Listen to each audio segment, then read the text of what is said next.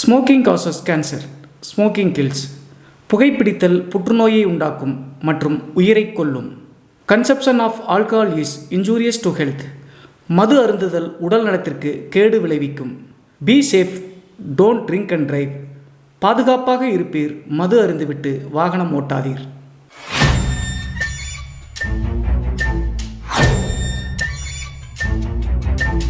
Hi everybody, நான் உங்கள் Shiva. Welcome to our channel. இன்றைய காணொலியில் தமிழ்நாட்டினுடைய திண்டுக்கல்லுக்கு அருகாமையில் இருக்கக்கூடிய பன்றிமலை அப்படிங்கிற மலை பிரதேசத்தில் நடந்த ஒரு அமானுஷ திகில் சம்பவத்தை தாங்க முழுமையாக பார்க்க போகிறோம். இந்த சம்பவத்தில் 2 நண்பர்களுக்கிடையே ஒரு பெண் இடையில் வந்து அதற்கடுத்து அதில் ஒரு நபர் இறந்த பிறகு நடந்த திகில் மற்றும் அமானுஷ நிகழ்வு தாங்க இன்றைய காணொலி. ஸோ இன்றைய காணொலியும் கொஞ்சம் கூட சுவாரஸ்யம் மற்றும் த்ரில்லிங் குறையாமல் நீங்கள் அப்படியே எதிர்பார்க்கலாங்க. இதுபோன்று உங்களுடைய வாழ்க்கையிலும் ஏதாவது திகில் சம்பவம் நடந்துருந்துச்சுன்னா இந்த மின்னஞ்சல் மூலியமாக அதை ஷேர் பண்ணலாங்க. ஒருவேளை மின்னஞ்சலில் டைப் பண்ணுறது கஷ்டமாக இருந்துச்சு அப்படின்னா நம்ம சேனலோட இன்ஸ்டாகிராம் லிங்க்கை கீழே டிஸ்கிரிப்ஷனில் கொடுத்துருக்கேங்க. அதில் போய் ஃபாலோ பண்ணிவிட்டு வாய்ஸ் நோட்டாக கூட ஷேர் பண்ணலாங்க. இது வரைக்கும் நம்ம சேனலை நீங்கள் சப்ஸ்கிரைப் பண்ணாமல் பார்த்துட்டு இருந்தாலும் சரி, புதிய பார்வையாளராக இருந்தாலும் சரி, வீடியோக்கு கீழே இருக்கக்கூடிய சப்ஸ்கிரைப் பட்டன் மற்றும் பெல் ஐக்கான் இரண்டையுமே கிளிக் பண்ணிடுங்க. நம்ம ஷோக்குள்ளே போகலாம்.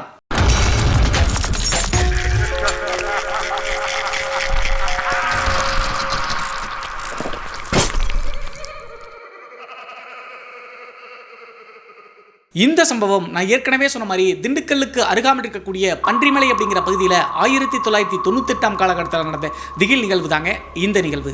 இந்த சம்பவத்தை நம்மளுக்கு மின்னஞ்சல் மூலியமாக ஷேர் பண்ணது வினோத் அப்படிங்கிற நம்ம சேனலுடைய சப்ஸ்கிரைபருங்க. இந்த நிகழ்வு தற்போது இவர் வச்சுட்டு இருக்கக்கூடிய அந்த மலை பிரதேசத்தினுடைய அந்த ஏரியாவில் 98 காலகட்டத்தில் நடந்ததுங்க. இந்த சம்பவத்தை பற்றி அந்த ஏரியா மக்கள் முழுமையாக எல்லாத்துக்குமே தெரியுங்க. அப்படி என்ன நடந்துச்சு அப்படின்னு சொல்லி பார்த்தா 1998 காலகட்டத்தில் பன்றிமலையினுடைய ஒரு குறிப்பிட்ட ஏரியாங்க. அந்த ஏரியாவில் தங்கராஜ் மற்றும் முனுசாமி அப்படிங்கிற 2 நபர்கள் உற்ற நண்பர்களாக இருந்தாங்க. இவங்க இருவருக்குமே அந்த காலகட்டத்தில் தோராயமாக ஒரு 23 to 24 வயது தாங்க இருக்கும். சொல்ல போகணும் அப்படின்னா திருமண வயது அப்படின்னு சொல்லலாங்க. 2 நண்பர்களுக்குமே சிறு வயதிலிருந்தே இவங்க 2 பேரும் உற்ற நண்பர்களுங்க.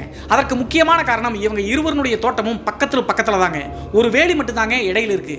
இவங்க இருவருக்கும் இருக்கக்கூடிய வேறுபாடு என்ன அப்படின்னு சொல்லி பார்த்தா, இந்த தமிழ்நாட்டில் மக்களை வந்து அழிவுக்கு கொண்டு போகக்கூடிய இந்த ஜாதி அப்படிங்கிறது இருக்கும் இல்லையா, அது மட்டும் தாங்க 2 பேருக்கும் வெவ்வேறு. அப்படி இருந்தாலும் கூட தங்கராஜ் முனுசாமியினுடைய வீட்டுக்கு வருவதும் முனுசாமி தங்கராஜனுடைய வீட்டுக்கு போவதும் சகஜமாக தாங்க இருந்திருக்காங்க. 2 குடும்பத்தாரும் ஏத்துட்டு தான் இருந்திருக்காங்க. சிறு வயதிலிருந்தே நண்பர்கள் அவங்க கிட்ட இதை புகுத்த வேண்டாம் அப்படின்னு சொல்லி நினைச்சிட்டு 2 குடும்பமும் விட்டாங்க. இதுல ஒரு முக்கியமான விஷயம் என்ன அப்படின்னு சொல்லி பார்த்தா, இந்த முனுசாமி அப்படிங்கிற நபருக்கு அத்தை மகள் ஒருத்தங்க இருக்காங்க. அவங்களுக்கு தோராயமாக ஒரு 20 to 21 வயதாங்க இருக்கும். அவங்களுடைய பேர் திலகா. சிறு வயதிலிருந்தே திலகா மற்றும் முனுசாமி தான் கணவன் மனைவியாக வாழ போறாங்க அப்படின்னு சொல்லிட்டு 2 குடும்பத்தாரும் பேசிட்டு இருக்காங்க. முனுசாமியினுடைய அப்பாவும் திலகாவினுடைய அம்மாவும் அண்ணன் தங்கச்சிகளுங்க. நம்ம நிறைய பேருக்கு தெரியும், கிராமத்துல எல்லாம் பிறந்த குழந்தையவே வந்து பார்த்தா இது இவங்களுக்கு தான் கல்யாணம் பண்ணி கொடுக்க போறோம் அப்படின்னு சொல்லிட்டு பேசுவாங்க இல்லையா. அதே மாதிரி தான் திலகா பிறந்த அடுத்த செகண்டே இது முனுசாமிக்கு தான் அப்படின்னு சொல்லிட்டு பேசிட்டு இருந்திருக்காங்க. அதே மாதிரி தான் முனுசாமியும் தன்னுடைய அத்தை மகளான திலகாவை தான் கட்டிக்க போறோம் அப்படின்னு சொல்லிட்டு ஆசையை வளர்த்துட்டு இருந்திருக்காருங்க. இந்த சூழல்ல 1998 காலகட்டத்தில் ஒரு நாள் இந்த முனுசாமி அப்படிங்கிறவர் அவர் தோட்டத்தில் விளைவிச்ச காய்கறிகள் எல்லாம் எடுத்து போய் திண்டுக்கல் மார்க்கெட்ல போட்டிருக்காருங்க. மார்க்கெட்ல வந்த பணத்தை வச்சு பாதி பணத்தை குடிச்சே முடிச்சிட்டாருங்க. ஃபுல் போதையில் திண்டுக்கல்ல இருந்து கிளம்பி பன்றிமலைக்கு வந்து சேர்ந்திருக்காருங்க. வந்த உடனே முனுசாமியினுடைய அப்பா அவரை பிடிச்சி கண்டபடி அடிச்சு போட்டாருங்க. கஷ்டப்பட்டு உழைச்சு காய்கறி எடுத்து போய் சேல்ஸ் பண்ணிட்டு வா அப்படின்னா பாதி பணத்தை அழிச்சிட்டேடா அப்படின்னு சொல்லிட்டு பெரிய பிரச்சனை ஏற்படுதுங்க அவங்க குடும்பத்தில். அப்பப்போ முனுசாமி குடிப்பது வழக்கங்க தன்னுடைய நண்பனான தங்கராஜோடு சேர்த்து. ஆனால் அன்றைய நாள் தங்கராஜ் வந்து பார்த்தீங்கன்னா மார்க்கெட்டுக்கு போகலீங்க, அவர் வீட்டில் தான் இருந்திருக்காரு. இந்த டைமில் குடும்ப பிரச்சனை போயிட்டே இருக்கும்போது முனுசாமியினுடைய அத்தை என்ன பண்ணுறாங்க அப்படின்னா, இவனுக்கு ஒரு கால் கட்டு போட்டால் தான் அடங்குவான். திலகா வந்து பார்த்தீங்கன்னா இவனுக்கு சொந்தமானவ தானே, அதனால திருமணத்தை முடிச்சிடலாம், அதற்கு பின்பு இவன் ஒழுக்கமாக இருப்பான் அப்படின்னு சொல்லிட்டு நினைக்கிற அப்படின்னு சொல்லிட்டு அவங்களுடைய அத்தை கேப்ல சொல்றாங்க. இதை கேட்ட உடனே முனுசாமியினுடைய அப்பாவுக்கும் அதுதான் சரி அப்படின்னு சொல்லிட்டு பட்டுச்சுங்க. உடனே முனுசாமி மற்றும் திலகாவுக்கு மேரேஜ் பண்ணி முடிச்சிடலாம் அப்படின்னு சொல்லிட்டு 2 குடும்பத்தாரும் ஓகே சொல்லிட்டாங்க. அந்த டைம்ல அந்த சம்பவம் நடந்த 3 நாட்களிலேயே நல்ல நாள் பார்த்து நிச்சயம் பண்ணி முடிச்சிட்டாங்க திலகாவுக்கு முனுசாமியை வச்சு. நிச்சயம் பண்ண அன்றைய நாளே முனுசாமி வந்து திலகாவுக்கு பொட்டு வச்சு விட்டு மேரேஜ் டேட்டையும் ஃபிக்ஸ் பண்ணிட்டாங்க. கரெக்டாக அந்த நாள்ல இருந்து 1 மாத காலகட்டம் கழிச்சு 2 பேருக்கும் திருமணம்ங்க. அந்த காரணத்தினால 2 குடும்பத்தாரும் பத்திரிகை எல்லாம் அடிச்சு சொந்த ரிலேட்டிவ்ஸ் எல்லாத்துக்குமே வந்து பார்த்தீங்கன்னா பத்திரிகைகள் கொடுத்து முடிச்சிட்டாங்க. அந்த நிச்சயம் பண்ண நாள்ல இருந்து 25வது நாளுங்க 25 நாட்கள்ல மொத்தமா அட்வான்ஸ் மண்டபம் எல்லாமே புக் பண்ணி வச்சிட்டாங்க. இந்த சூழல்ல மேரேஜுக்கு ஒரு 4 நாளைக்கு முன்னாடிங்க நைட்டு சாப்பிட்டு முடிச்சுட்டு திலகா மற்றும் அவங்களுடைய அப்பா அம்மா தூங்கிட்டு இருக்காங்க. காலையில ஒரு 4 மணி 4:30 மணிக்கு திலகாவை எந்திரிச்சு அவங்களுடைய அப்பா அம்மா பார்க்கும்போது பெரிய அதிர்ச்சிங்க. என்ன ஆச்சு அப்படின்னு சொல்லி பார்த்தா, திலகா படுத்திருக்கக்கூடிய அறையில அவங்க இல்லைங்க. அதற்கடுத்து பதட்டப்பட்டு ஓடி வந்து பக்கத்தில் இருக்கக்கூடிய முனுசாமியினுடைய அப்பா கிட்ட சொல்றாங்க திலகாவை காணோம் அப்படின்னு சொல்லிட்டு. உடனே முனுசாமியினுடைய அப்பா அப்பா பதட்டப்படாம ரெஸ்ட் ரூம்கான வெளியே போயிருப்பா, வந்துருவா அப்படின்னு சொல்லிட்டு கிட்டத்தட்ட காலையில 7 மணி வரைக்கும் அந்த இடத்துல வெயிட் பண்ணி காத்துட்டு இருக்காங்க. அவ்வளவு காத்திருந்தும் கூட திலகாவை காணுங்க. அதற்கு பிறகுதான் புரிஞ்சிருக்குங்க திலகா எங்கேயோ வெளியே ஓடி போயிட்டா அப்படின்னு சொல்லிட்டு. அந்த டைம்ல இதையெல்லாம் யோசிச்ச முனுசாமிக்கு பெரிய அவமானம் ஏற்பட்டுச்சுங்க. சொந்தக்காரங்க முன்னாடி இவதான் எனக்கு மனைவி அப்படி சொல்லிட்டு பத்திரிக்கை எல்லாம் அடிச்சு முடிச்சிட்டாங்க, நிச்சயம் பண்ணி முடிச்சாச்சு. எங்க போனா அப்படி சொல்லிட்டு மனசு கஷ்டத்தோடு நெருங்கிய நண்பன் தங்கராஜ் தானே, தங்கராஜனுடைய வீடு வந்து பார்த்தீங்கன்னா பக்கத்து தோட்டத்தில் இருக்கக்கூடிய வீடு தாங்க. அங்க போய் வீட்டில் தங்கராஜனுடைய வீட்டில் பார்க்குறாருங்க. வீட்டுக்குள்ள நுழையும் போதே தங்கராஜனுடைய அப்பா அம்மா ரொம்ப சோகத்தோடு இருக்கிறத பார்த்து தங்கராஜ் எங்க அப்படி சொல்லிட்டு இவரும் சோகத்தோடே கேட்டிருக்காருங்க. அப்படி கேட்கும்போது தங்கராஜனுடைய அப்பா அம்மா எந்த வித பதிலும் முனுசாமிக்கு சொல்லிங்க. அதுக்கடுத்து அவன் எங்க அப்படி சொல்லி கேட்கும்போது பக்கத்தில் கூடிய நண்பர்கள் 2 பேரும் முனுசாமியை தனியாக கூட்டு வந்து ஒரு முக்கியமான விஷயத்தை சொல்லியிருக்காங்க அதிர்ச்சியோடு. என்ன சொல்லியிருக்காங்க அப்படி சொல்லி பார்த்தா தங்கராஜும் திலகாவும் தான் சேர்ந்து ஓடி போயிட்டாங்க அப்படி சொன்ன உடனே தூக்கி வாரி போட்டுச்சுங்க முனுசாமிக்கு. அப்பப்ப திலகா வந்து பார்த்தீங்கன்னா தங்கராஜோடு பேசுவது வழக்கங்க. அந்த டைம்ல முனுசாமி தன்னுடைய நண்பன் தானே சின்ன வயசுல இருந்து பெருசா இருக்காது அப்படி சொல்லிட்டு சந்தேகப்படாம விட்டாங்க நண்பர்கள் தான் அப்படி சொல்லிட்டு. ஆனா இந்த விஷயத்தை கேட்ட முனுசாமிக்கு உச்சகட்ட கோபமே வந்துருச்சுங்க. அவன் கையில கிடைச்சா அப்படின்னா கொன்னே போட்டணும் அப்படி சொல்லிட்டு முனுசாமி ஆத்திரமா பயங்கரமா பேசியிருக்காருங்க. இதுல ஒரு முக்கியமான விஷயம் என்ன அப்படி சொல்லி பார்த்தா நான் ஏற்கனவே சொன்னேன் 2 குடும்பத்தாரும் வெவ்வேறு கேஸ்ட்டுங்க. ஸோ இது ஒரு பெரிய பிரச்சனையா இருந்த காரணத்தினால 2 குடும்பத்தாரும் அடிச்சுக்கிட்டாங்க. அதுக்கடுத்து 2 குடும்பத்தாரும் போய் காவல்துறையில் கம்ப்ளைண்ட் பண்ணி காவல்துறையிடம் அலசி ஆராயிறாங்க எங்க இருக்காங்க அப்படி சொல்லிட்டு.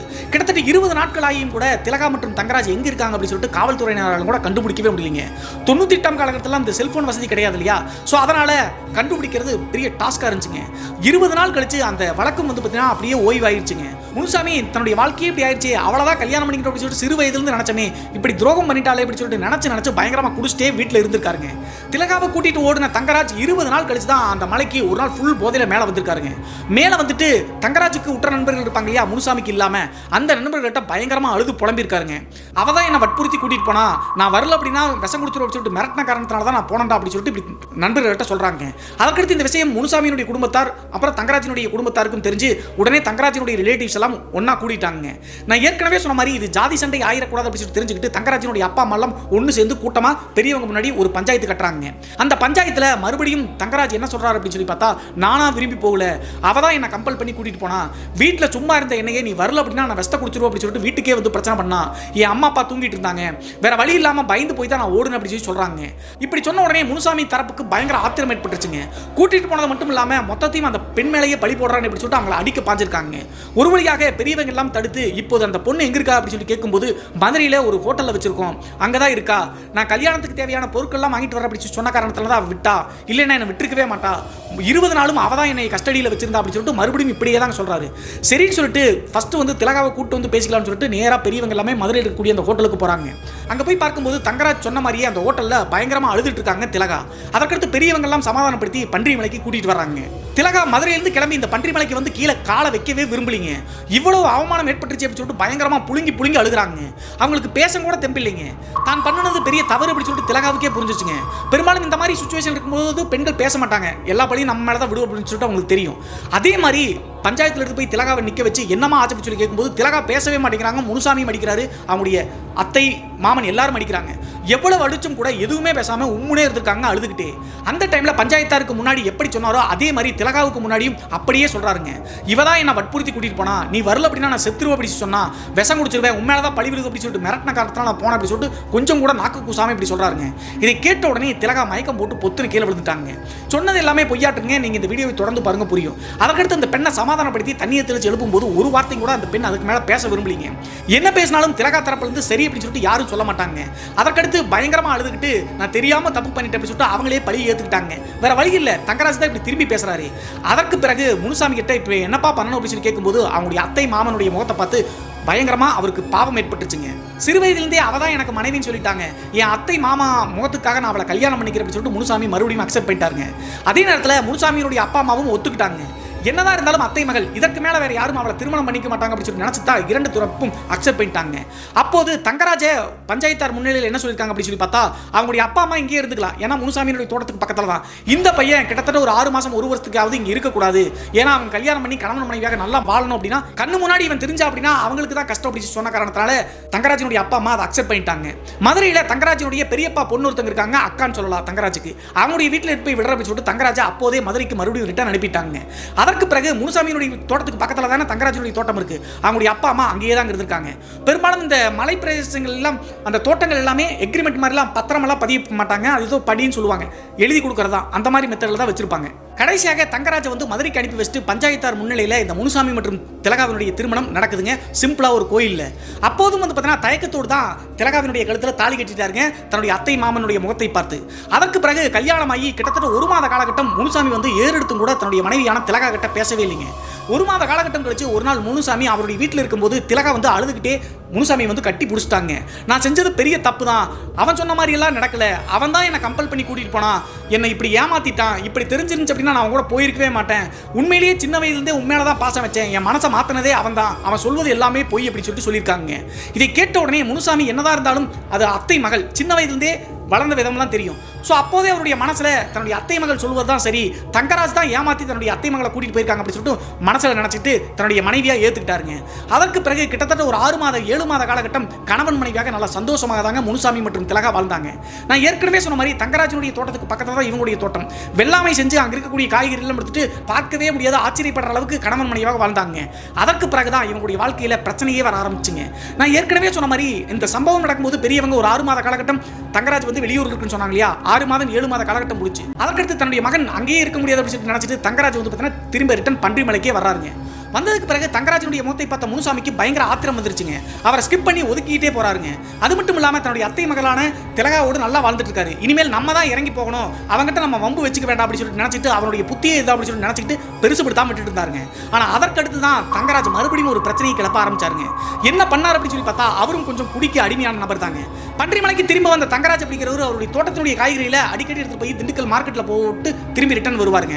நான் ஏற்கனவே சொன்ன மாதிரி இவர் ட்ரிங்க்ஸ் பண்ணுவார் இல்லையா, ஒயின் ஷாப்பில் அவருக்கு சில நண்பர்கள் இருப்பாங்கல்ல, அவங்களோட கூப்பிட்டு சேர்ந்துக்கிட்டு சில விஷயங்களை ஷேர் பண்ணியிருக்காருங்க. அது என்ன விஷயம் அப்படின்னு சொல்லி பார்த்தா திலகாவை ஒரு 20 நாள் கூட்டு போய் ஹோட்டல் ரூமில் வச்சிருந்தாருல, அப்போது அந்த பெண்ணோடு எப்படியெல்லாம் இருந்து அப்படின்னு சொல்லிட்டு இந்த விஷயத்தை போதையில் வந்து எல்லா ஃப்ரெண்ட்ஸ் கிட்டையும் சொல்லிட்டு இருக்காருங்க. இந்த தகவல் எப்படியோ ஒரு வழியாக முனுசாமியுடைய காதுகளுக்கு படுதுங்க. அப்போதும் முனுசாமி பொறுமையாக தான் இருந்திருக்காரு. என்னடா இப்படி பண்றான், வாழவே விட மாட்டேங்கிறானே அப்படின்னு சொல்லிட்டு மனசுக்குள்ள நொந்து போயிருந்திருக்காருங்க.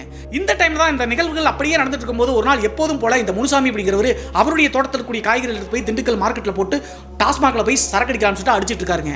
அதே நேரத்தில் அந்த டாஸ்மாக்ல சரக்கு அடிச்சுட்டு எந்திரிக்கலாம்னு சொல்லி பார்க்கும்போது 3 டேபிள் தள்ளி தங்கராஜ் இன்னும் ஃபுல் மப்பில் வந்து அங்கே உட்காந்துருக்காருங்க. அந்த நபரை பார்த்தாலும் கூட முனுசாமி வந்து அதை பெரிதுபடுத்தாம அங்கிருந்து கிளம்பிடலாம்னு சொல்லி பார்க்கும்போது டேபிள் இருந்து உட்கார்ந்திருந்த தங்கராஜ் வேகமாக ஓடி வந்து தன்னுடைய நண்பனை எட்டி கையை பிடிக்கிறாருங்க. கையை பிடிச்ச உடனே ஆத்திரம் அதிகமாக வந்திருக்குங்க முனுசாமி. அப்போது நான் செஞ்சதெல்லாம் தப்பு தாண்டா, மன்னிச்சிருடா, உன் நண்பன் தானே அப்படின்னு சொல்லிட்டு இப்படி பேசுறாருங்க. இவர் ஏற்கனவே போதையில் இருந்த காரணத்தினால என் மனைவி பத்தி ஏண்டா தப்பா சொல்ற, நீ பண்ணது எல்லாமே அட்டூழியம் தான், இப்பயாவது எங்களை வாழ விடு அப்படின்னு சொல்லிட்டு அழுதுகிட்டே வந்து பார்த்தீங்கன்னா தங்கராஜ் பக்கத்தில் உட்காந்து சமாதானப்படுத்துறாருங்க. இனிமேலாவது நண்பர்கள் கிட்ட நீங்க அப்படி இருந்ததெல்லாம் சொல்லாதடா, என் மனசு எவ்வளவு கஷ்டப்படும் அப்படின்னு சொல்லிட்டு நார்மலா தாங்க சொல்லியிருக்காரு. அந்த டைம்ல தங்கராஜும் சரி இனிமேல் நான் ஷேர் பண்ண மாட்டேன், தப்பு தான் அப்படின்னு சொல்லிட்டு சொல்றாருங்க. அது மட்டும் இல்லாம மறுபடியும் போதையில் என்ன சொல்றாரு அப்படின்னா, அன்னைக்கு உண்மையிலேயே அவதான் என்ன கூட்டிட்டு போனா அப்படின்னு சொல்லிட்டு திரும்ப ஆரம்பிக்கிறாருங்க. இதை இப்படி பேசிட்டே இருக்கும்போது முனுசாமி டக்குன்னு ஸ்டாப் பண்ணிட்டாருங்க. என்னமோ நடந்துச்சு, இனிமேல் அவ என்னுடைய மனைவி, அவளை பத்தி தப்பா பேசாத அப்படின்னு சொல்லிட்டு கிளம்பி முனுசாமி பன்றிமலைக்கு வந்துட்டாருங்க. வந்ததுக்கு பிறகு அன்றைய நாள் மாலை ஒரு 6 மணி 7 மணி இருக்குங்க. எப்போதுமே அந்த மலை பிரதேசம் இருக்கக்கூடிய ஒரு டீ கடையில் எல்லா நபர்களும் உட்காருவது வழக்குங்க. அதே மாதிரி இந்த முனுசாமி அப்படிங்கிறவர் இரவு 6:30 மணி 7 மணி வரைக்கும் அந்த டீ கடையில் உட்காந்துருக்காருங்க. அந்த டைமில் தங்கராஜும் வந்து பார்த்தீங்கன்னா அந்த டீ கடைக்கு வர்றாருங்க. வந்த உடனே இவன் வரானே எந்திரிச்சு போயிடலாம்னு சொல்லிட்டு அந்த டீ கடையை விட்டு எந்திரிச்சு கொஞ்சம் தூரம் நடந்து போறாருங்க. நடந்து போன அடுத்த செகண்டே தங்கராஜ் மறுபடியும் முனுசாமி விடாமல் பின்னாடியே ஃபாலோ பண்ணிட்டு வராருங்க. அப்போதும் வந்து பார்த்தீங்கன்னா ஃபுல் மப்பில் தாங்க இருக்காரு. முனுசாமி ஓரளவுக்கு தண்ணி அடிச்சு தெளிஞ்சிட்டாரு இருக்கு. ஆனால் தங்கராஜ் ஃபுல் மப்பில் என்ன பேசுறாரு அப்படின்னு சொல்லி பார்த்தா, நண்பா இப்பதான் சமாதானம் ஆயிட்டோம்ல, இனிமேல் நம்ம நண்பர்களாகவே இருப்போம் அப்படின்னு சொல்லிட்டு சொல்றாருங்க. ஆனா இது கேட்ட உடனே முனுசாமிக்கு கூச்சமா இருந்துச்சுங்க. அந்த டீ கடையில நிறைய நபர்கள் இருக்காங்க. மறுபடியும் இவங்க 2 பேரும் ஒண்ணா இருக்கிறத பார்த்தா ஏடா இவனுக்கு இப்படி பண்றானுங்க, அவ்வளவு அட்டூழியம் பண்ணிட்டு அவன் கூட்டிட்டு போன பொண்ணதான் இவன் கல்யாணம் பண்ணிக்கலாம் அப்படின்னு சொல்லிட்டு பேசுவாங்க அப்படின்னு சொல்லிட்டு டே விடுறா விடுறா அப்படின்னு சொல்லிட்டு முனுசாமி இங்கிருந்து தப்பிக்க பாக்குறாருங்க. அந்த டைம்ல போயிட்டே இருக்கும்போது தங்கராஜ் என்ன சொல்றாரு அப்படின்னு சொல்லி பார்த்தா, நைட்டு வந்து பார்த்தீங்கன்னா அந்த வேட்டையாடக்கூடிய இடத்துக்கு நீ வரணும், வரல அப்படின்னா உன் வீட்டுக்கு வந்து நான் அவனை கூப்பிடுவேன் அப்படின்னு சொல்லிட்டு போதையில இப்படி சொல்றாருங்க. அவரை தவிர்ப்பதற்காக வேற வழி இல்லாம நான் வரண்டா இப்போதைக்கு போடா அப்படின்னு சொல்லிட்டு திட்டிட்டே முனுசாமி வீட்டுக்கு போயிட்டாருங்க. வீட்டுக்கு போயிட்டு நைட்டு சாப்பிட்டு முடிச்சு தூங்காமையே படுத்திருக்காருங்க. அப்போது முனுசாமிக்கு இருக்கக்கூடிய திங்கிங் என்ன அப்படி சொல்லி பார்த்தா, நம்ம வரல அப்படின்னா வீட்டுக்கு வந்துடும் சொன்னானே, வந்தானா அசிங்கமாயிரும் அப்படின்னு சொல்லிட்டு யோசிச்சுட்டு டக்குன்னு வீட்டை விட்டு கிளம்பி 10 மணி 11 மணிக்கு தன்னுடைய மனைவியான திலகா கிட்ட நான் வேட்டைக்கு போயிட்டு வர ஃப்ரெண்ட்ஸ் கிட்ட அப்படின்னு சொல்லிட்டு கிளம்பி வர்றாருங்க. அது வரைக்குமே திலகா கிட்ட மறுபடியும் தங்கராஜ் வந்து தங்கிட்ட பேசுவதை சொல்லவே இல்லைங்க. வீட்டை விட்டு கிளம்பி தங்கராஜனுடைய தோட்டம் இருக்கு இல்லையா, தோட்டத்தை தாண்டணும் அப்படின்னா ஒரு கரடுமா இருக்குங்க. அது பொதுவான இடம், ஃபாரஸ்ட்டுக்கு சொந்தமான இடம். அங்கே ஆட்கள் நடமாட்டம் இல்லாத காரணத்தினால நைட் நேரத்தில் பன்றிகள், காட்டு பன்றிகள் அதிகமாக இருக்குங்க. அதை வேட்டையாடுவதற்காக தான் ஒன்று சேர்றாங்க. பெரும்பாலும் மலை பிரதேசங்கள் எல்லாம் நைட் நேரத்தில் அங்கே இருக்கக்கூடிய தோட்டத்துக்காரங்க எல்லாம் பன்றிகளை வேட்டையாடுவாங்க. இது சட்டப்படி குற்றம்ங்க.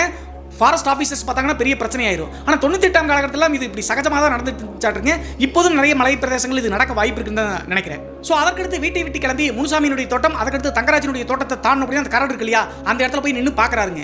ஏற்கனவே தங்கராஜ் வந்து அங்கே வேட்டைக்கு வர இடத்துக்கு நீ பார்க்கணும்னு சொன்னார் இல்லையா, அதே மாதிரி தங்கராஜ் அங்கே உட்காந்துருக்காருங்க. ஆனால் அப்போதும் வந்து பார்த்தீங்கன்னா மறுபடியும் சரக்கு அடிச்சிருப்பாருங்க, ஃபுல் மப்பில் தான் இருக்காரு. எப்போதுமே தங்கராஜ் வந்து பார்த்தீங்கன்னா இந்த பிரச்சனைக்கு பிறகு ஃபுல் போதையிலேயே தாங்க இருப்பார். அந்த டைமில் நண்பா நீ எனக்காக வருவேன்னு தெரியும் அப்படின்னு சொல்லிட்டு பேசிட்டு இருக்காங்க. சரிடா இனிமேல் இதை பற்றி பேச வேணாம், நம்ம நண்பர்களாகவே இருப்போம், ஆனால் வெளியே தான் நம்ம நண்பர்களாக இருக்கிறத தெரிஞ்சுக்கணும், உள்ளூர் மக்களுக்கெல்லாம் தெரிஞ்சுன்னா அசிங்கமாக நினைப்பாங்க அப்படின்னு சொல்லிட்டு சொல்லி முனுசாமி சமாதானப்படுத்துறாருங்க. அதற்கு தங்கராஜும் அக்செப்ட் பண்ணிட்டாருங்க. அதற்கு பிறகு 2 பேரும் சேர்ந்து காட்டு பன்றிகள் ஏதாவது கிடைக்குதா அப்படின்னு சொல்லிட்டு எல்லா பக்கம் சுற்றி தேடிட்டு இருக்காங்க. கிட்டத்தட்ட 2 மணி நேரம் 3 மணி நேரம் ஆயும் கூட எந்த விலங்குகளும் இவங்களுக்கு தட்டுப்படலிங்க. 2 பேரும் சேர்ந்து ஓஞ்சு போயிட்டாங்க. பொதுவாக இவங்க வேட்டையாடுவதற்கு பயன்படுத்துவது என்ன அப்படின்னு சொல்லி பார்த்தா சில பேர் வந்து நாட்டு துப்பாக்கிகள் வச்சிருப்பாங்க, அது கிடைச்ச அப்படின்னா அரெஸ்ட் பண்ணி உள்ள வச்சிருவாங்க. ஆனால் சில பேர் ஹேண்ட்மேடாக ரெடி பண்ணி வச்சிருப்பாங்க, கள்ள துப்பாக்கியெல்லாம் கிடைக்கும் 98ஆம் காலகட்டத்தில். ஆனால் அது இவங்க கிட்டேலாம் கிடையாதுங்க. அதற்கு பதிலாக ஈட்டி இருக்கும் இல்லையா, ஈட்டி மாதிரி வேட்டைக்காகவே செஞ்சு வச்சிருப்பாங்க. அந்த ஈட்டியை இந்த முனுசாமி அப்படிங்கிறவர் வச்சிருக்காருங்க. இவர் வந்து பார்த்தீங்கன்னா அறுவாளை வச்சிருக்காரு தங்கராஜ் அப்படிங்கிறவர். அந்த டைமில் விலங்குகள் எதுவும் கிடைக்காத காரணத்தினால ஒரு இடத்துல ஓய்வு எடுத்து கொஞ்ச நேரம் கழிச்சு வேட்டையாடலாம் சொல்லிட்டு உட்காந்து பேசிட்டு இருக்காங்க.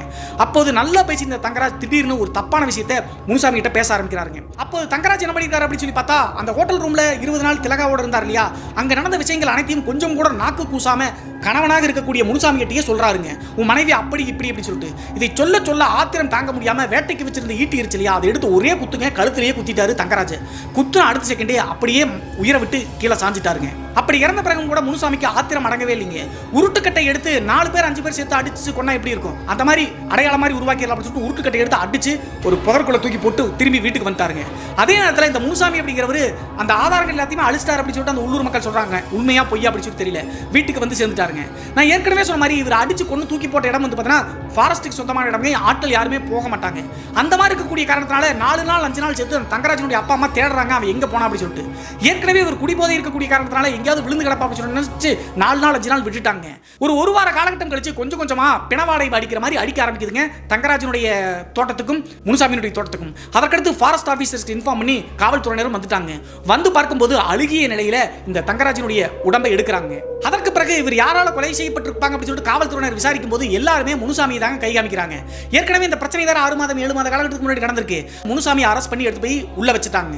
உள்ள வச்சுட்டு அவர் எடுத்து போய் நீதிபதி முன்னாடி ஆஜர்படுத்தும் போது முனுசாமி தான் கொன்னார் அப்படிங்கிறதுக்கான ஆதாரங்கள் எதுவுமே இல்லைங்க. நான் ஏற்கனவே சொன்ன மாதிரி இவர் அழிச்சிட்டாரா என்ன அப்படின்னு சொல்லி தெரியலங்க.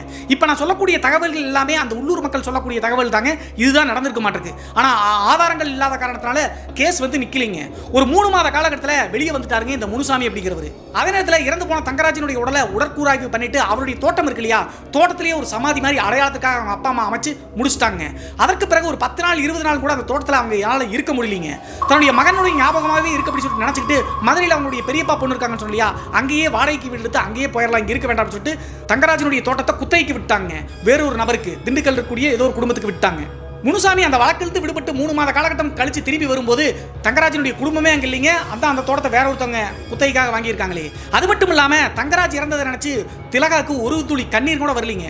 ஏன்னா தங்கராஜ் செய்தது எல்லாமே பெரிய குற்றம், அந்த பெண்ணுக்கு செய்த பாவம். அதையெல்லாம் நினைச்சு அவன் சாக வேண்டியதுதான், நீயே கொண்டிருந்தாலும் தப்பு இல்லை மாமா அப்படி சொல்லிட்டு திலகா சொல்லியிருக்காங்க. இனிமேல் தான் தன்னுடைய வாழ்க்கை நல்லா இருக்கும் அப்படி சொல்லிட்டு முனுசாமியும் நினைச்சாங்க, திலகாவும் நினைச்சாங்க. ஆனால் அதற்கு பிறகுதான் எல்லா வீடியோக்களையும் சொல்ற மாதிரி அவங்களுடைய குடும்பத்தில் அமானுஷி ஆட்டமே தொடங்க ஆரம்பிச்சுங்க தங்கராஜனுடைய ஆவியின் காரணத்தினால. என்ன நடந்துச்சு சொல்லி பார்த்தா முனுசாமி ஜெயிலிருந்து ரிட்டர்ன் வந்த 1 வார காலகட்டத்திலேயேங்க ஒரு நாள் முனுசாமியினுடைய நண்பர்கள் 4 பேர் 5 பேர் சேர்ந்துங்க. முனுசாமி அன்னைக்கு நாள் போகலீங்க, வேட்டைக்கு போடாமல் சொல்லிட்டு அவங்களுடைய நண்பர்கள் 4-5 பேர் தங்கராஜனுடைய தோட்டத்தை தாண்டி அந்த கரடு ஏரியாவில் தான் போய் வேட்டையாடுவது வழக்கம். ஏன் அப்படின்னு சொல்லி பார்த்தா அங்கதான் ஆட்கள் நடமாட்டம் இருக்காது, காட்டு பன்றிகள் அதிகமாக வரும். அங்க போனோம் அப்படின்னா தான் இறை விழுகுங்க. அதெல்லாம் மனசுல வச்சுட்டு அந்த லோக்கல் இருக்கக்கூடிய 4 பேர் என்ன பண்றாங்க அப்படின்னா வேட்டைக்கு போறாங்க. வேட்டைக்கு போயிட்டு அங்க ஒரு பன்றியை வந்து பார்த்தீங்கன்னா ஈட்டி எடுத்து குத்தி காயம் ஏற்பட்டுச்சுங்க. கொஞ்சம் தூரம் ஓடி போய் தான் விழுகும், அப்போ தான் உயிர் போகும். ஸோ அதே மாதிரி அந்த பன்றியை துரத்திட்டே 4 பேரும் போறாங்க. கடைசியாக ஒரு பர்டிகுலர் இடத்துக்கு போய் அந்த குத்துன பன்றி எங்கேயுமே இல்லைங்க. எங்கேயாவது இங்கே தான் விழுந்து கிடக்க அப்படின்னு சொல்லிட்டு ஆளுக்கு ஒரு திசையாக 4 பேரும் சேர்ந்து தேடிட்டு இருக்காங்க. தேடிட்டு இருக்கும்போது கிட்டத்தட்ட அரை மணி நேரத்துக்கு மேலே தேடுறாங்க, எங்கேயுமே இல்லை. அந்த டைமில் கரெக்டாக தங்கராஜை வந்து பார்த்தீங்கன்னா முனுசாமி எந்த இடத்துல குத்தி உடம்பு கிடஞ்சோ அந்த பகுதிக்கு பக்கத்துலேயேங்க திடீர்னு யாரோ தன்ராஜ் அப்படின்னு சொல்லி கூப்பிட்டுருக்காங்க. தன்ராஜ் அப்படிங்கிறது யார் அப்படின்னு சொல்லி பார்த்தா அந்த வேட்டையாட போன 4 பேர்ல ஒருத்தருடைய பேருங்க.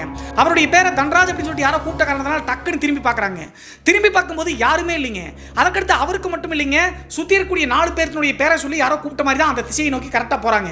4 பேரும் ஒரு திசையில் ஒன்றிணைஞ்சு நிற்கிறாங்க. அந்த இடம் எது அப்படின்னு சொல்லி பார்த்தா அவரை கடைசியாக குத்தி தூக்கி போட்ட அந்த உடம்பு இருந்துச்சு இல்லையா, அந்த இடத்துல தாங்க இவங்க நிற்கிறாங்க. அதற்கு பிறகுதான் இவங்க 4 பேருக்கும் ஓரளவுக்கு பயமே வந்துருச்சுங்க. யார் கூப்பிட்டாங்க அப்படின்னு சொல்லிட்டு 4 பேரும் கேட்கும்போது யாருமே கூப்பிடலீங்க. அப்படின்னா யார் தன்ராஜ் அப்படின்னு சொல்லி கூப்பிட்டது சுற்றி முற்றி பார்க்கும்போது இவங்களுக்கு பின் சைடு ஒரு 3 அடி 4 அடி தள்ளிங்க அந்த இருட்டில் வந்து பார்த்தீங்கன்னா இறந்து போன தங்கராஜனுடைய ஆவி அப்படியே கொடூரமாக நிற்குதுங்க. அடிச்சு அப்படி குத்தி ரத்தத்தோடு விழுந்து செத்து போனார் இல்லையா, அதே உருவத்தோற்றத்தோடு தங்கராஜனுடைய ஆன்மா ஆவேசமாக நிற்குதுங்க. இதை பார்த்த உடனே அரண்டடிச்சு போய் அந்த இடத்த விட்டு ஓட்டம் பிடிச்சி ஓடுறாங்க. அது மட்டும் இல்லாமல் தங்கராஜனுடைய உருவம் நிற்குது இல்லையா, அதுக்கு கீழே தான் இவங்க குத்தி போட்ட அந்த காற்று பன்றியும் கிடக்குது. அதை பார்த்த உடனே அந்த பன்றியும் கூட எடுக்க விரும்பலீங்க. ஓட்டம் பிடிச்சி ஓடும்போது டே ஏன்டா ஓடுறீங்க, பண்ணி எடுத்துட்டு போங்கடா அப்படின்னு சொல்லிட்டு பின்னாடியே துரத்திக்கிட்டே வருதுங்க தங்கராஜனுடைய ஆன்மா. இதுல ஒரு முக்கியமான விஷயம் என்ன அப்படி சொல்லி பார்த்தா, இவங்க ஊருக்குள்ள போகணும் அப்படின்னா அந்த கரடை தாண்டி போனாதான் முனுசாமியினுடைய தோட்டம், அதற்கடுத்த தங்கராஜனுடைய தோட்டம். அந்த தங்கராஜனுடைய தோட்டத்தை தாண்டி அந்த 4 பேரும் ஓடும்போது அங்கதான் அவருடைய சமாதி இருக்கு இல்லையா, அவங்க அப்பா அம்மா ஞாபகத்துக்காக வச்சாங்க இல்லையா, அந்த சமாதியை தாண்டி தாங்க போறாங்க. கரெக்டா அந்த இடத்த விட்டு தாண்டி போகும்போது துரத்திட்டு வந்த தங்கராஜனுடைய ஆவி சமாதி பக்கத்தில் நின்று அப்படியே நின்னுக்குச்சுங்க. பயந்து போன 4 பேரும் அடிச்சு பிடிச்சி உயிரை காப்பாத்திட்டு ஊருக்குள்ள ஓடி வந்துட்டாங்க. ஊருக்குள்ள ஓடி வந்து 2 பேருக்கு பயங்கரமான காய்ச்சலுங்க. அதுக்கடுத்து ஒரு 2-3 நாட்கள்லயே தங்கராஜனுடைய ஆவியை பார்த்தது அந்த 4 பேரும் உள்ளூர்ல ஷேர் பண்றாங்க. எல்லா பக்கமும் காதுகளுக்கு ஒவ்வொருத்தரா போகுதுங்க. ஆனா யாருமே நம்பல. அதே மாதிரி தான் இந்த முனுசாமியினுடைய காதுகளுக்கும் வருதுங்க. ஆனா முனுசாமிக்கு இந்த ஆவிகள் ஆன்மாக்கள் மேல நம்பிக்கை கிடையாதுங்க. ஏதோ வளர்றானுங்க, நம்மளை ஏதோ உசுப்பேத்த பாக்குறானுங்க அப்படி சொல்லி நினைச்சிட்டு அதை பெரிதுபடுத்தாம விட்டாருங்க. இதுதான் தங்கராஜனுடைய ஆவி செஞ்ச முதல் சம்பவங்க. இந்த நிகழ்வு நடந்து 1 மாத காலகட்டம் கழிச்சுங்க. அடிக்கடி அந்த உள்ளூர் மக்கள் தங்கராஜனுடைய ஆவியை அங்க பார்த்த இங்க பார்த்த அப்படின்னு சொல்லிட்டு சொல்லுவது வழக்குங்க. இந்த தங்கராஜனுடைய தோட்டம் இருக்கு இல்லையா, அது வந்து பார்த்தீங்கன்னா ஊருக்குள்ள வரக்கூடிய வழிபாதைக்கு பக்கத்தில் தாங்க இருக்க ஒரு வேலி மட்டும் தான் குறுக்கு இருக்கு. ஸோ அப்போதெல்லாம் வந்து பார்த்தீங்கன்னா அந்த சமாதிக்கு பக்கத்தில் தங்கராஜனுடைய ஆவியை நைட் நேரத்தில் பார்த்தோம் அப்படின்னு சொல்லிட்டு நிறைய பேர் சொல்லியிருக்காங்க. ஆனால் டேரக்டா முனுசாமி இது வரைக்கும் பார்த்ததே கிடையாதுங்க. இப்படி இருக்கும்போது கரெக்டாக முதல் சம்பவம் நடந்து 1 மாத காலகட்டம் கழிச்சுங்க. இந்த தங்கராஜனுடைய அப்பா அம்மா மதுரையில் வந்து குடி போயிட்டாங்கன்னு சொன்னலையா, அந்த சமாதியில் வந்து ஏதோ படையில் படைக்கணும்னு சொல்லிட்டு வந்தாங்களே என்னன்னு தெரியல. கரெக்டாக வந்து மதுரையிலேருந்து கிளம்பி அந்த சமாதிக்கு வந்திருக்காங்க. நான் ஏற்கனவே சொன்ன மாதிரி தங்கராஜனுடைய தோட்டத்தை அப்போதைக்கு வந்து பார்த்தீங்கன்னா குத்தைக்கு தாங்க விட்டுருக்காங்க. தன்னுடைய மகனுடைய சமாதியை வந்து கிளீன் பண்ணிட்டு தங்கராஜனுடைய அப்பா அம்மா அவருக்கு பிடிச்ச இறைச்சி எல்லாம் படைச்சிட்டு வந்து பார்த்தீங்கன்னா திரும்பி ரிட்டர்ன் போயிருக்காங்க. திரும்பி ரிட்டர்ன் போகும்போது பக்கத்து தோட்டம் தானே முனுசாமியினுடைய தோட்டம். அவர் வந்து தோட்டத்துக்குள்ள போய் ரிட்டர்ன் வரதை அவங்களுடைய அப்பா அம்மா பார்த்துட்டு பயங்கரமா கதறி எழுதிருக்காங்க. என் மகனை கொண்டு இப்ப நீ சுதந்திரமா சுத்துறியாடா, நீ நல்லாவே இருக்க மாட்டடா, என் மகனுக்கு நடந்ததுதான் உனக்கு நடக்கும் அப்படின்னு சொல்லிட்டு இப்படி இங்கிட்டு இருந்தே பேசியிருக்காங்க. இதெல்லாம் காதல கேட்டாலும் கூட முனுசாமி இதை பெரிதுபடுத்தாம நேரா வீட்டுக்கு வந்து சேர்ந்துட்டாருங்க. வீட்டுக்கு வந்து திலகா அப்படிங்கிற பெண்கிட்ட இதெல்லாம் சொல்லியிருக்காங்க, இப்படி எல்லாம் பேசினாங்க அப்படின்னு சொல்லிட்டு. திலகாவும் முனுசாமி கிட்ட என்ன சொல்லிருக்காங்க அப்படின்னா, தப்பான பையனை பெற்றதுக்கு அவங்க அனுபவிச்சுதாகணும், அவங்க பேசினா பேசிட்டு போறாங்க மாமா, நீ விடு அப்படின்னு சொல்லிட்டு தன்னுடைய கணவருக்கு ஆறுதல் படுத்திருக்காங்க. ஆனா அன்றைய நாள் இரவு முடிஞ்சு அடுத்த நாள் காலையில அந்த ஊருக்குள்ள சில செய்திகள் வதந்தி மாதிரி பரவச்சோ அது உண்மையான்னு தெரியலீங்க. என்ன ஆச்சு அப்படி சொல்லி பார்த்தா, நைட்டு தூங்கினவர் காலையில் ஒரு 6 மணி 7 மணிக்கு முனுசாமியினுடைய அப்பா அவருடைய பெட்ரூமுக்கு வராருங்க. வந்துட்டு முனுசாமியை பார்த்து என்ன சொல்லியிருக்காரு அப்படின்னு சொல்லி பார்த்தா, அன்டைம்ல வந்து பார்த்தீங்கன்னா அவருடைய தோட்டத்துக்கோ அல்லது நம்ம தோட்டத்துக்கு கூட போக வேணாம்டா அப்படின்னு சொல்லியிருக்காருங்க. ஏன்பா அப்படி சொல்றீங்க அப்படின்னு சொல்லி கேட்கும்போது ஒரு முக்கியமான விஷயத்தை முனுசாமியினுடைய அப்பா ஷேர் பண்ணியிருக்காருங்க அவர்கிட்ட. என்ன நடந்திருக்கு அப்படின்னு சொல்லி பார்த்தா, முன்னாடி நாள் நைட் தான் வந்து பார்த்தீங்கன்னா அவங்க அப்பா அம்மா அந்த சமாதியில் இறைச்சி படையெல்லாம் வச்சுட்டு போனாங்க இல்லையா, நைட்டு நேரத்தில் அந்த தோட்டத்தை குத்தைக்கு எடுத்துக்காங்கல்ல, அவங்க வந்து ஏதோ காரணத்துக்காக தோட்டத்தை போய் பார்த்து வரலாம்னு சொல்லிட்டு போனாங்களா என்னன்னு தெரியலீங்க. உள்ளே போயிட்டு அந்த சமாதியை யதார்த்தமாக பார்த்துருக்காங்க. பார்க்கும்போது அந்த சமாதிக்கு பக்கத்தில் ஏதோ ஒரு கரையேறு உருவம் எதையோ சாப்பிட்டு இருக்க மாதிரி இவர் அந்த குத்தைக்கு இருக்கக்கூடிய நபர் பார்த்துருக்காருங்க. யாரா இருக்கக்கூடும், ஏதோ மிருகமா அல்லது வேற யாரா அப்படின்னு சொல்லிட்டு சமாதிக்கு பக்கத்தில் டார்ச் அடிச்சு பார்க்குறாருங்க. அடிச்சு பார்க்கும்போது உடம்பே நடுங்கி போச்சுங்க அந்த குத்தைக்கு இருக்கக்கூடிய நபருக்கு. என்ன ஆச்சு அப்படின்னு சொல்லி பார்த்தா, அந்த தங்கராஜனுடைய சமாதியில் இருக்கக்கூடிய இறைச்சியை சாப்பிட்டு இருக்கிறது வேற யாரும் கிடையாதுங்க, இறந்து போன தங்கராஜே தாங்க. அப்படியே ஆவி உருவத்தில் ஆங்காரம் அப்படியே கரையேறு உட்காந்துட்டு அதை அள்ளி அள்ளி சாப்பிட்டுருக்காருங்க. இந்த காட்சியை பார்த்து அடிச்சு பிடிச்சி ஓட்டம் பிடிச்சி வீட்டுக்கே வந்து சேர்ந்தாருங்க. அது மட்டும் இல்லாமல் அந்த சமாதிக்கு பக்கத்தில் நின்று போய் பார்க்கும்போது ஏன் தோட்டத்தில் நீ என்னடா பண்ற அப்படின்னு சொல்லிட்டு தங்கராஜ் இப்படி ஹம்மிங் வாய்ஸ்ல பேசியிருக்காருங்க. இதை கேட்டு அடிச்சு பிடிச்சி வேகமாக வீட்டுக்கு ஓடி வந்து விடிய விடிய எந்திரிக்கவே இல்லைங்க. உடம்பே அவருக்கு நடுங்கி போச்சு. அது மட்டும் இல்லாமல் பயந்து போன அவருக்கு வந்து பார்த்தீங்கன்னா வலிப்பு வந்த மாதிரி வந்துருச்சுங்க அதிகாலையில். அதற்கடுத்து அவர் திண்டுக்கல் இருக்கக்கூடிய ஹாஸ்பிட்டலுக்கு எடுத்து போயிருக்காங்க. இந்த தகவலை உள்ளூர்காரங்களில் யாரோ சொல்லியிருக்காங்க இந்த டீ கடையில். அதையெல்லாம் கேட்டுட்டு தான் முனுசாமியினுடைய அப்பா வந்து பார்த்தீங்கன்னா அவர்கிட்ட ஷேர் பண்ணிருக்காருங்க. அவங்கெல்லாம் சொல்லுவது பார்த்தா உண்மைதான் நாட்டுக்குடா, அவன் ஆவி உருவத்தில் சுத்துவா நாட்டுக்கு, நீ அந்த சைட்லாம் போகாத அப்படின்னு சொல்லிட்டு சொல்லியிருக்காங்க. ஆனா முனுசாமி இதெல்லாம் கேட்டு சிரிச்சு தாங்க இருந்திருக்காரு. என்னப்பா இந்த உலகத்துல ஆவி இருக்குது பேய் இருக்குன்னு சொல்றீங்க, அவன் செத்தே போயிட்டான், அவன் இனிமேல் எதுக்கு வரப்போறான், இந்த பூமியில இருக்க தகுதியே இல்லாதவன் இறந்த பிறகு எதுக்கு வரப்போறா அப்படின்னு சொல்லிட்டு கிண்டல் அடிச்சுட்டு விட்டாருங்க. இந்த நிகழ்வு நடந்து ஒரு 10 நாள் கழிச்சுங்க முனுசாமியுடைய நண்பர்கள் என்ன பண்ணிருக்காங்க அப்படின்னு சொல்லி பார்த்தா, ரொம்ப நாள் ஆயிடுச்சு நம்ம வேட்டைக்கு போய், நீயும் கூட வாடா, ஏன்டா வர மாட்டேங்கிற கல்யாணத்துக்கு முன்னாடி அப்படின்னு சொல்லி கேட்ட காரணத்தால வேற வழி இல்லாம நண்பர்கள் கூப்பிடுறாங்க அப்படின்னு சொல்லிட்டு அவரும் வந்து பார்த்தீங்கன்னா வேட்டைக்கு கிளம்புறாருங்க. அன்றைய நாள் நள்ளிரவு நேரத்தில் வேட்டைக்கு போகும்போது திலகா எவ்வளவோ சொல்லியிருக்காங்க போக வேண்டாம் அப்படின்னு சொல்லிட்டு. இவங்க வேட்டைக்கு போனாவே தங்கராஜை கொண்டு போட்ட அந்த ஏரியாவில் தான் காட்டுப்பட்டிகள் அதிகமாக இருக்கும். நான் ஏற்கனவே சொன்ன மாதிரி ஆட்கள் நடமாட்டம் இல்லாத காரணத்தினால அந்த ஏரியாவில் தான் போய் வேட்டையாடுவது வழக்கங்க. அதெல்லாம் நினைச்சு திலகா வேண்டாம் வேண்டாம் அப்படின்னு சொல்லிட்டு எவ்வளவோ சொல்லியிருக்காங்க. அதெல்லாம் பெரிதுபடுத்தாம முனுசாமி தான் இதெல்லாம் நம்பவே இல்லையே, அப்படிலாம் ஒன்றும் இருக்காது, நான் போயிட்டு வரேன் அப்படின்னு சொல்லிட்டு நண்பர்களோடு சேர்ந்து கிளம்பி அந்த வேட்டைக்கு கிளம்பிட்டாருங்க. நான் ஏற்கனவே சொன்ன மாதிரி தங்கராஜை கொண்டு போட்ட அந்த பகுதியிலே தாங்க வேட்டையாடிட்டு இருந்திருக்காங்க. வேட்டையாடிட்டே இருக்கும்போது ஒரு காட்டுப்பன்றியை பார்த்துறாங்க, எல்லாரும் சேர்ந்து துரத்திட்டு போறாங்க. இவரும் முனுசாமியும் துரத்திட்டு போகும்போது கரெக்டா இவரை கொண்டு போட்ட அந்த இடம் இருக்கு இல்லையா, அந்த இடத்துக்கு போய் ஸ்டன் ஆகி அப்படியே நின்ட்டாருங்க. அதற்கடுத்து பன்றியை துரத்திட்டு போன நண்பர்கள் எல்லாமே இவரை கவனிக்கலீங்க. கிட்டத்தட்ட கொஞ்சம் தூரம் ஓடி போயிட்டு பன்றியை பிடிக்க முடியலீங்க. முனுசாமி எங்க போனா அப்படின்னு சொல்லிட்டு எல்லா பக்கம் தேடி பார்த்து எங்கேயுமே இல்லைங்க. அப்போது நண்பர்கள் என்ன நினைச்சிட்டாங்க அப்படின்னு சொல்லி பார்த்தா, அடிக்கடி ஒரு வேட்டைக்கு வந்தார் அப்படின்னா வீட்டுக்கு திரும்பி போயிருவாருங்க, விலங்குகள் கிடைக்கல அப்படின்னா. அதே மாதிரி தான் போயிருப்பா அப்படின்னு சொல்லிட்டு அவங்க வீட்டுக்கு போய் சேர்ந்துட்டாங்க. ஆனா தங்கராஜை கொண்டு போட்ட அந்த இடத்துல ஸ்டன் ஆகி நின்னார் இல்லையா, அதற்கு பிறகு திரும்பி ரிட்டர்ன் வீட்டுக்கே வந்து பாராட்டுங்க. நள்ளிரவு நேரத்தில் 12 மணிக்கு வீட்டுக்குள்ள வந்தவர் அவங்களுடைய மனைவி வந்து எதுவும் பிடிச்சிட்டு வரலையா அப்படின்னு சொல்லி கேட்கும்போது எந்த பதிலும் சொல்லாம அவங்களுடைய மனைவியை ஒரு முறைச்சிட்டு போய் படுத்துட்டாருங்க. இந்த திலகா அப்படிங்கிற பெண்ணும் சரின்னு சொல்லிட்டு கூட சேர்ந்து படுத்துட்டாங்க. நண்பர்களோடு வேட்டைக்கு போனாரு, அவங்க இந்த தங்கராஜை பத்தி ஏதாவது ஷேர் பண்ணியிருப்பாங்க, அதனால தான் இப்படி கோவப்பட்டு நம்ம முகத்தை பார்க்கறாருன்னு சொல்லி நினைச்சிட்டு கூட படுத்ததாங்க. ஒரு மணி நேரம் தாங்க இருக்கும். திடீர்னு திலகா அலறி அடிச்சு கத்துறாங்க. இவங்க இருக்கிறது அவங்க மாமனார் மாமியாரோட தாங்க, வேற ஒரு ரூம்ல அவங்க படுத்திருக்காங்க. திலகா சத்தம் போடுறத பார்த்து அவங்க அடிச்சு பிடிச்சி நேரா ரூமுக்குள்ள ஓடி வர்றாங்க. ஓடி வந்து பார்க்கும்போது இந்த முனுசாமி அப்படிங்கிறவர் திலகாவினுடைய அந்த சாரி எல்லாத்தையுமே அந்த இதை எல்லாமே கிழிச்சு போட்டு அந்த பெண்ணை வந்து தப்பா ட்ரை பண்ண பார்த்துருக்காருங்க. இதை பார்த்த உடனே அவங்களுடைய அப்பாவும் அம்மாவும் ஓடி போய் விளக்குறாங்க, விளக்கவே முடியல.